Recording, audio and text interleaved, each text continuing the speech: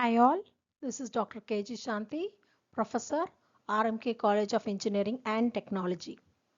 Now in this presentation, we are going to discuss about the body area network architecture.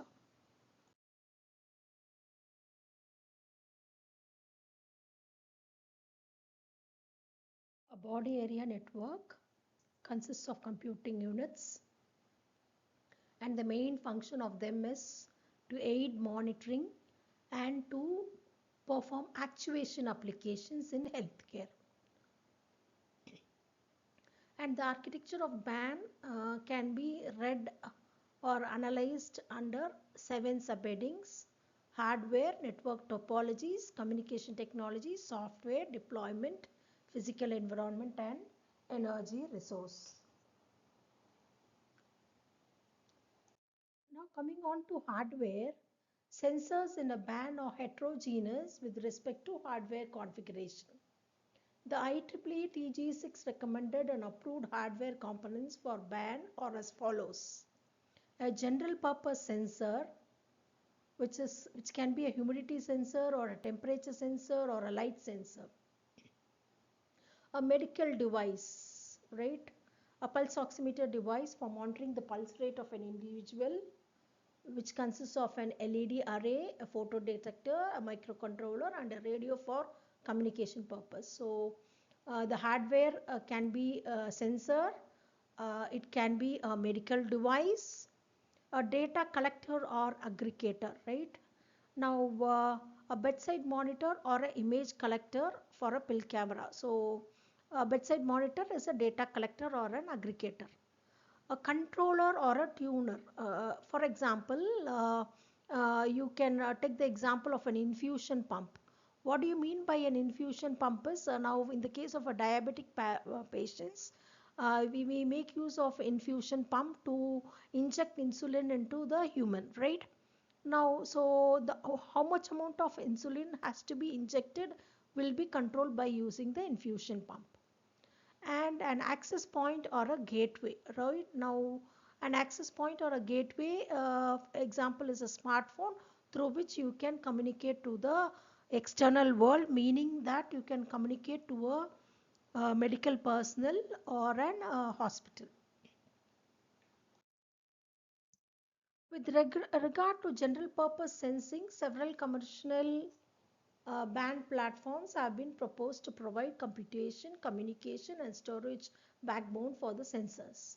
The processors that are extensively used in such platforms are MSP 430 from Texas Instruments, Xscale or Atom TM from Intel R, Atmega 128 from Atmel, and the ARM processor.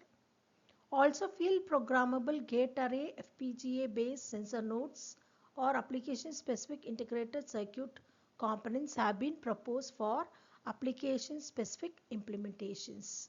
So you can even have a hybrid combination of FPGA and the processes. Now coming on to network topology, the BAN network, as I had told earlier, it consists of two types of computing units. One is the sensor nodes, which has low processing capability, which is just used for collecting the data. And the next one is the base station, which is going to act as a data hub, which is going to be a high-end computing device such as a cell phone or a PDA. In a band, the computing units communicate with each other through a wireless channel, since wires running between the sensors in a band would make it very obstructive. The sensor communication is assumed to be reliable, and each sensor is time synchronized using several schemes that are based on packet arrival rate.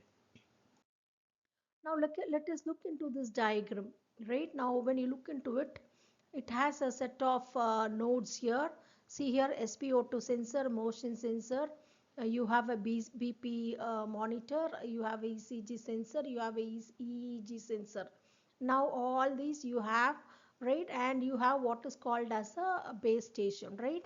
Now all these circles are you have that is all these sensors can be either wearable sensors, you can even have an implanted sensor, right? You can even have a pacemaker you can have all implanted sensors, and all the communication goes to the base station, right? See here, look into this diagram. You have various motion sensors, SpO2, all the readings, all the acquired values come to the base station, right? Now, how do the information reach from the sensor nodes to the base station is taken care by any one of the topology or the various different types of topologies that are used in band architecture, or star topology, mesh topology, and hybrid topology. In the case of star topology, you have one master, and one node will act as a master, and all others will act as a slave. The next one will be a mesh topology, which is a multi-hop routing from nodes to the base station, right?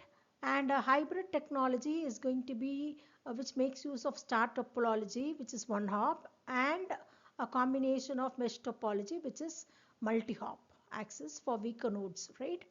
Now the diagram. Now look into the diagram. In the case of a star topology, you have a master node, which you can take it as a controller, and all these are sensor nodes. So all the sensor nodes communicate to the base station node. Now here all these are sensor nodes. Say for example, this sensor node can communicate to this base station node through the powerful nodes using multi-hop. Here in the case of star topology, it is just single hop, whereas here in the case of in the case of mesh topology, it is going to be multi-hop. The last one is hybrid topology, where you can have that is when you look into, you can have a star topology and mesh topology combined together.